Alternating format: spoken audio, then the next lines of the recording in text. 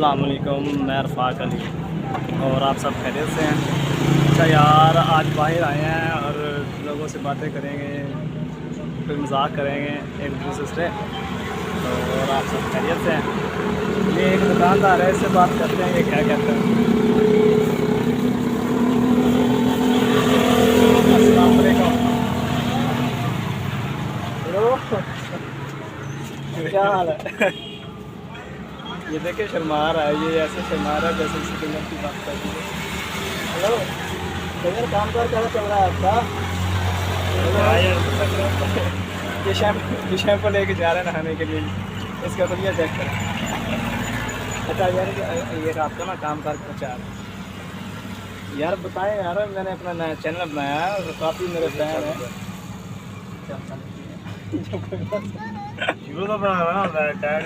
नहीं नहीं, ऐसे ऐसे बस बता दें आपके, आपका काम काज कैसे चल रहा है। यार शर्मा क्यों रहे हैं, बताओ ना। ये देखिए इसकी दुकान है माशाल्लाह, अच्छा इसकी अच्छा यानी कि ये काम कर रहा है। ये सारे बच्चों को ना सामान देता है। ये देखिए सारी इसकी किराने की दुकान है और ये देखिए बच्चे आकर सामान लेने वाले खड़े हैं।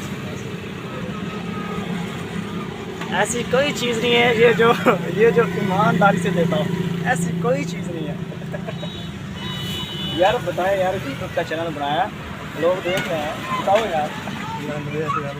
मजाक नहीं यार, बताओ यार क्या है।